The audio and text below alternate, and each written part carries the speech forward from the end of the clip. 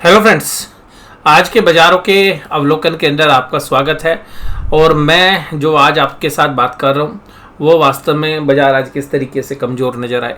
और जैसे हम चर्चा कर रहे थे कि बाज़ार एक रेंज बाउंड रहने वाले हैं, और कल की जब तेज़ी हुई थी तो हमने कहा था कि बाज़ार अगर ऊपर की तरफ जाएंगे तो 15,800 एक अच्छा रेजिस्टेंस है। अगर उधर जाते भी तो एक सेलिंग प्रेशर देखने के लिए मिलती। हालांकि आज जहाँ पर भी बाज़ार खुले वहीं से वापस हो गई, यानी कि बाजार ने यू टर्न कर लिया। तो बाजार का यू टर्न का दिन था। अब बात यह है कि कल कैसा रहेगा, तो वो चर्चा तो मैं आपके साथ रखूंगा ही वीडियो के अंदर। तो सबसे पहली बात है, आज कमजोरी रही निफ्टी के अंदर, निफ्टी 50 और निफ्टी 50 की जो मेजर कमजोरी थी वो आज थी रिलायंस इंडस्ट्रीज़ की वजह से। तो क्रूड ऑयल के प्राइस ऊपर से सॉफ्ट होते हुए नजर आए, और एक समय तो देखिएगा $106 के ऊपर क्रूड ऑयल के प्राइस चले गए थे, लेकिन अभी भी $108-109 के आसपास बाजार में ट्रेड कर रहे हैं ब्रेंट क्रूड के जो प्राइस हैं। तो कुल मिलाकर ऐसा लग रहा है कि अगर क्रूड ऑयल के प्राइस नीचे की तरफ आते हैं तो रिफाइनरी मार्जिन रिलायंस जैसी कंपनीज के लिए घट जाता है। तो शायद यही रीज़न होगा कि रिलायंस के शेयर्स के अंदर एक कमजोरी देखने के लिए मिली। लेकिन वहीं पर ऑयल मार्केटिंग कंपनी के लिए फेवरेबल न्यूज़ होती है, और हमारी जैसी इकोनॉमी के लिए एक फेवरेबल न्यूज़ रहती है, जहां पर कि क्रूड ऑयल का बहुत बड़ा इंपैक्ट है। आज आरबीआई गवर्नर ने भी कहा कि देखिएगा, क्रूड ऑयल के प्राइस अगर कम हो जाते हैं तो हमारे यहाँ पे इन्फ्लेशन कंट्रोल में आ जाएगी। हमारी इन्फ्लेशन उस तरीके की नहीं है जिस तरीके से यूएस के अंदर इन्फ्लेशन है। तो हमारी इन्फ्लेशन जनरली क्रूड रिलेटेड है। तो क्रूड के प्राइस अगर कम होते हैं, यानी कि हम कह सकते हैं कि रशिया और यूक्रेन के युद्ध की वजह से हमारे यहाँ पर इन्फ्लेशन का जो है स्तर जो है ऊपरी लेवल पर बना हुआ है।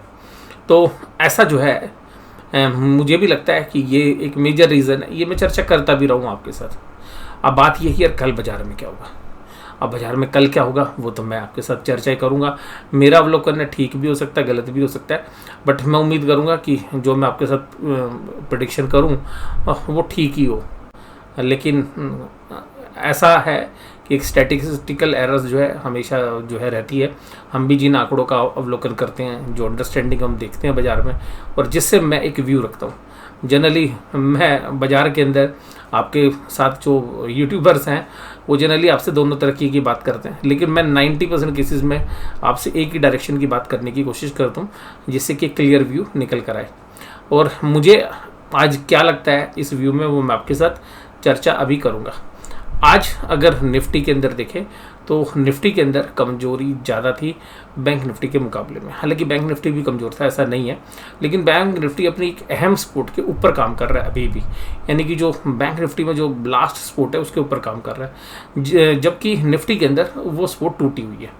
तो यहाँ पर एक जो सीवियर पेन है वो निफ्टी में ज़्यादा जल्दी से देखा जा रहा है। अब अगर हम बात करें कि यहाँ पर जहाँ आज बाजार बंद हुए हैं, तो मुझे लगता है कि अभी भी एक कंसोलिडेशन वाला एरिया है, और इस कंसोलिडेशन के दौर में देखिएगा कभी ऊपर और कभी नीचे बाजार होते हैं। अब मुझे लगता है कि कल बाजार के लिए ये 15,300 एक बेस होना चाहिए, और बाजार 15,300 के बेस को यूज़ करते हुए 15,500 और इवन 15,600 तक भी अटैम्प्ट कर सकते हैं। आज के जो हाई हैं वो हो सकता है कि कल भी आपको टच करते हुए मिले, और हालांकि इस लेवल पर एक सप्लाई है। तो मुझे 15,500 पर एक ऑप्शंस की अच्छी राइटिंग हमें दिख रही है, कॉल राइटिंग। तो हो सकता है कि एक 15,500 हर्डल रहे। मेरा जो आउटलुक है वो पॉजिटिव साइड है।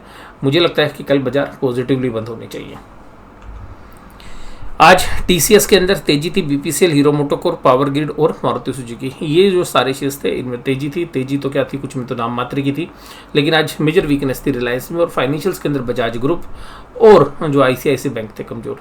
तो ये सारा जो है मेन कल्प्रिट थे आज की गिरावट के। आज एडवांस डिक्लाइन रेशियो दोपहर के बाद एक बार काफ़ी नकारात्मक हो गई। दोपहर तक बाजार में एक अटेम्प्ट था कि बहुत अच्छे से जो है बाजार बढ़ने की कोशिश कर रहा था, और तकरीबन 11 बजे के आसपास तो एक बहुत अच्छा मूव अपसाइड का आया था इंडेक्स के अंदर भी और ब्रॉडर मार्केट के अंदर भी। लेकिन बाद में जो है वो अप मूव जो है फेल होता हुआ नजर आया। अब आज जो तेजी थी वो भारत पेट्रोलियम में क्यों थी, मैंने भी बताया कि oil marketing company crude oil के सॉफ्टनेस की वजह से मूव कर रही थी। वैसे पूरा बाजार कमजोर था। मेटल्स में आज फिर कमजोरी थी। मेटल्स यानी कि जो कमोडिटीज़ है उसमें आज एक अच्छी वाली गिरावट थी। हिंडाल्को इंडस्ट्रीज देखिएगा, परसों काफ़ी गिरावट हुई, कल थोड़ा सा रिकवर किया, आज फिर 6.5% गिरावट। यूपीएल के अंदर 6.2% गिरावट, टाटा स्टील 5.28, जेएसडब्ल्यू स्टील 4.48। तो देखिएगा 3 तो इसमें मेटल है, एक एग्रोकेमिकल है। उसके बाद जो अगली कंपनी है वो आईटी कंपनी है। ओएनजीसी रिफाइनरी मार्जिन के कम होने की वजह से, रिलायंस रिफाइनरी मार्जिन कम होने की वजह से, अदानी पोर्ट देखिएगा अपनी अहम जो स्पोर्ट है उसी के साथ साथ क्लोज कर रहा है। अब ध्यान रखिएगा, अगर ये 660 के नीचे अगर क्लोज होता है तो एक वीकनेस आ सकती है। अदानी पोर्ट 660 की एक अच्छी स्पोर्ट है जहाँ पर ट्रेड कर रहा है। ये वो लेवल्स थे जब इनके लिए एक इशू भी क्रिएट हुआ था, जब ये बात हो रही थी कि कुछ फंडिंग्स जो है अदानी ग्रुप खुद करता है और बहुत सारे जो अकाउंट्स हैं वो वास्तव में इन्वेस्टर्स के मैनिपुलेटेड हैं, जबकि इन्हीं ग्रुप का जो है पैसा लगा हुआ है। तो उस समय पर भी यही भाव जो है सपोर्ट देते हुए नजर आए। तो उसके अलावा भी टेक्निकल सपोर्ट है यहाँ पे, बट मेरी कोई बाय रिकमेंडेशन नहीं है किसी भी शेयर्स के अंदर। और निफ्टी बैंक देखिएगा 32845 ऊपर की आज एक दायरे मेरा 400। अब यहाँ लॉजिक देखिएगा, मैं निफ्टी बैंक से थोड़ा सा ज़्यादा लॉजिक आपको क्रिएट करने की कोशिश करता हूँ। देखिएगा ये स्पोर्ट है, स्पोर्ट को रिस्पेक्ट किए हुए 32,100 32,200 के ऊपर बहुत अच्छी स्पोर्ट है।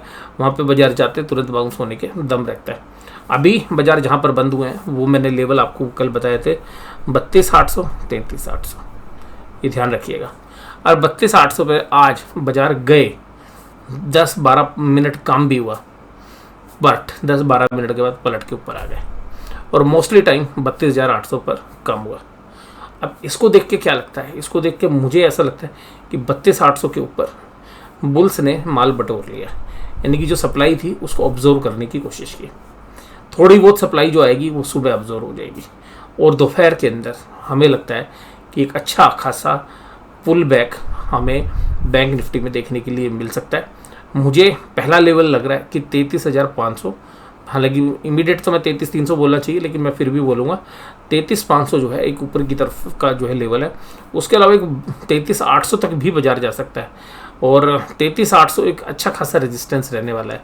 अगर 33,800 अगर पार हो गया ना जी, और आधे घंटे 33,800 के ऊपर काम हो गया, फिर आप ये मान के चलिए ना भाई साहब, शॉर्ट बहुत पूरे तरीके से ट्रैप हो जाएंगे। अब मैं यहाँ पर ये मानता हूँ कि बेशक से बाजार में यार कितनी कमजोरी की बात हो रही हो, लोग बोल रहे हो यार ये कमज़ोर फलाना कमज़ोर, सब कुछ कमज़ोर, ये लेवल आ जाएगा, कोई 11,000, कोई 10,000, कोई 12,000। भाई मुझे ऐसा लग रहा हो सकता है वो लेवल आ जाए, बट मुझे यहाँ वो कार्य समझदारी वाला नहीं लग रहा है। समझदारी वाला क्यों नहीं लग रहा? क्योंकि बाजार है ओवरसोल्ड, और ओवरसोल्ड बाजार में जब भी पिकअप आता है बड़ा सॉलिड वाला आता है। तो इस लेवल पर क्या होता है, बाजार जानबूझकर आपसे शॉर्ट लगवाता है। बाजार बताता है कि मैं कमज़ोर हूँ। आप सोचते हैं हाँ यार बाजार सच में कमज़ोर है। आज जिस तरीके की कमज़ोरी लास्ट के आधे घंटे में हुई, तो क्या सोचोगे आप क्या लेके जाओ? क्योंकि लास्ट दिन है एक्सपायरी का, वीकली एक्सपायरी का।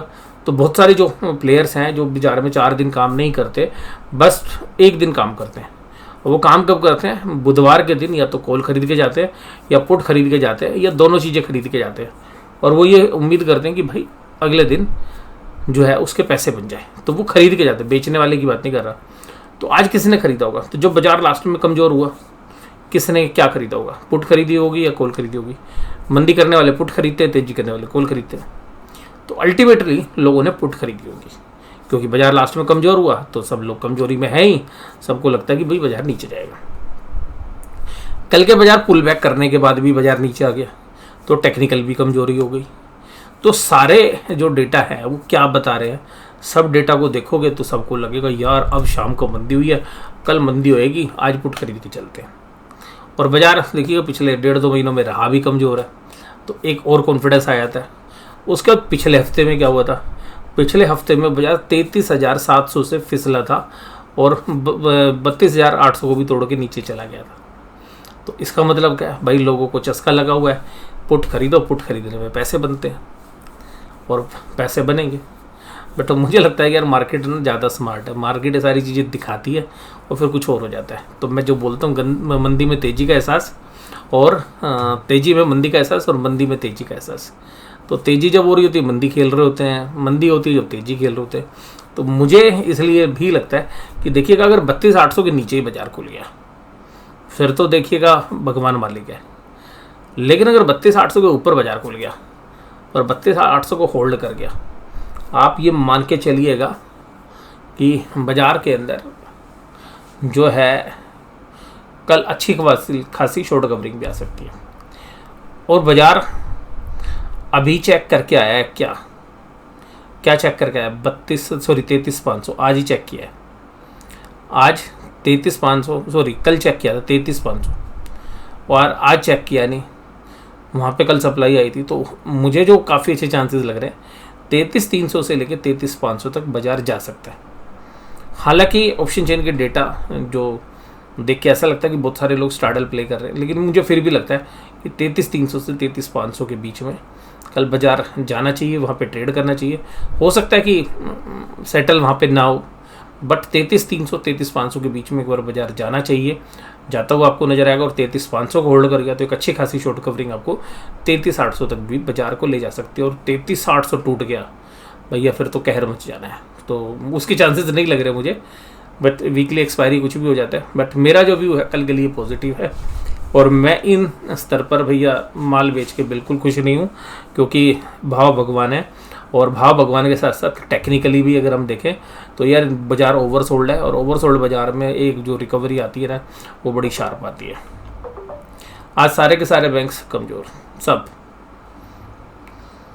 आरबीएल बैंक, बंधन बैंक, एचडीएफसी बैंक। मुझे जो सबसे अच्छी बात लग रही है, कल सब लोगों ने वहाँ बड़े जो है मेरे को मैसेज किए हुए थे कि सर एचडीएफसी बैंक की मैनेजमेंट कह रही है कि जी हम 2000 ब्रांचेस खोल देंगे। मैंने भी शायद कल आपके साथ चर्चा की होगी, एचडीएफसी बैंक तो सर्कल बड़ा तेज हो जाएगा। मैंने हालांकि कोई रिप्लाई तो नहीं किया, बट मैं मन ही मन सोच रहा था कि यार जो 2 दिन में हुआ है ना पीछे, जब हम 1280 पे काफ़ी मजबूती के साथ बात कर रहे थे, तो वहाँ से तो वो स्मार्ट प्लेयर यार ले आए ना ऊपर, तो आज शायद ना चले, हो सकता है कल चल जाए। तो एचडीएफसी बैंक आज की डेट में आईसीआईसी बैंक से स्ट्रॉन्ग हो गया।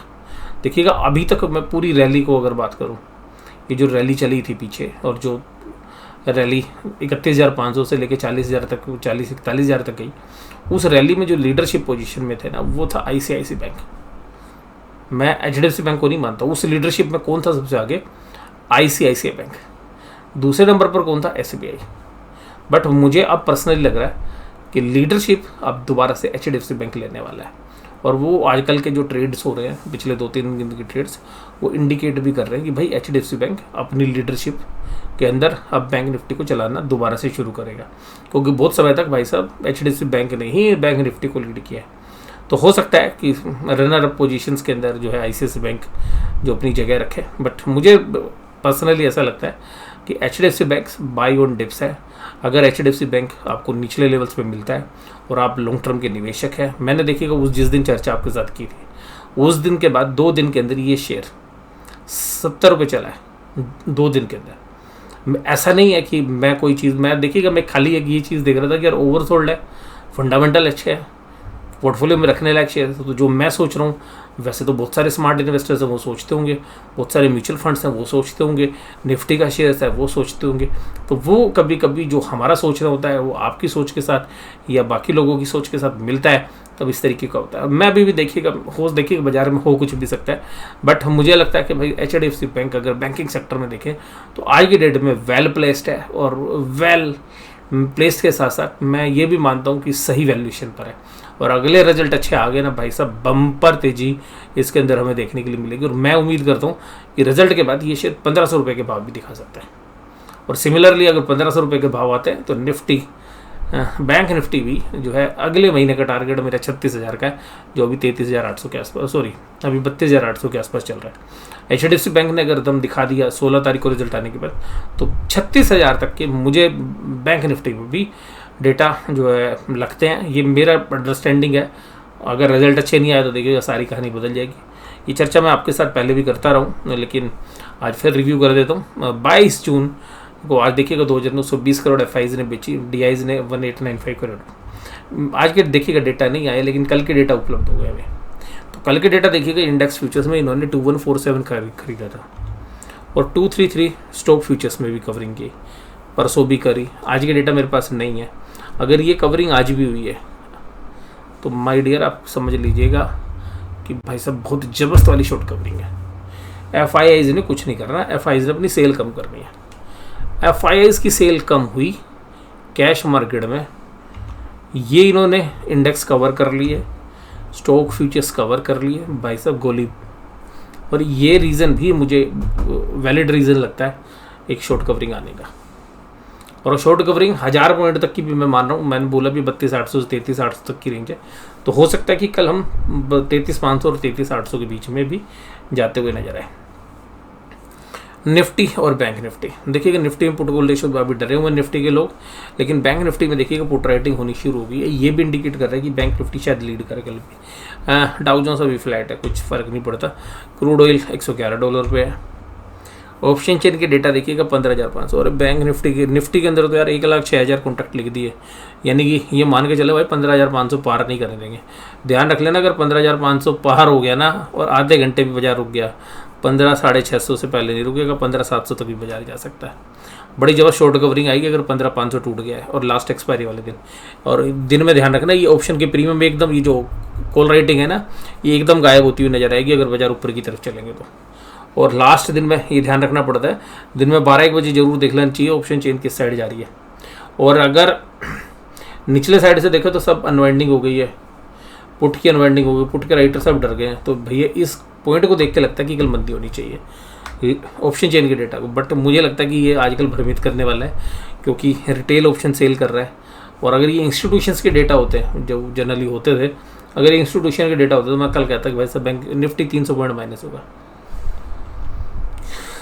लेकिन बैंक निफ्टी में क्या है, बैंक निफ्टी में जबरदस्त कॉल राइटिंग है 33,133,000। ये कॉल राइटिंग सबसे ज़्यादा जो है 33,000 के ऊपर है। नियर में देखें तो 33,000 की कॉल राइटिंग है। 33,000 एक हर्डल है। 33,000 के ऊपर ही बाजार छलांग मार के अगर ओपन हो गया तो भाई सब सारे ट्रैप होते हुए नजर आएंगे, और फिर वो ट्रैप में ही जो है सुबह सुबह ही बाजार 33,200 33,300 तक जा सकता है, इसके चांसेस बनते हैं। हालांकि यहाँ भी अनवाइंडिंग हुई है, क्योंकि जो इन द मनी पुट है वो उन्होंने अनवाइंड कर ली, क्योंकि इन द मनी पुट में क्या होता है, फ्यूचर की तरह चलना शुरू हो जाता है लास्ट दिन, क्योंकि अगर बेच रखी है और वो एकदम बाजार नीचे चला गया तो बड़ा लॉस हो जाता है।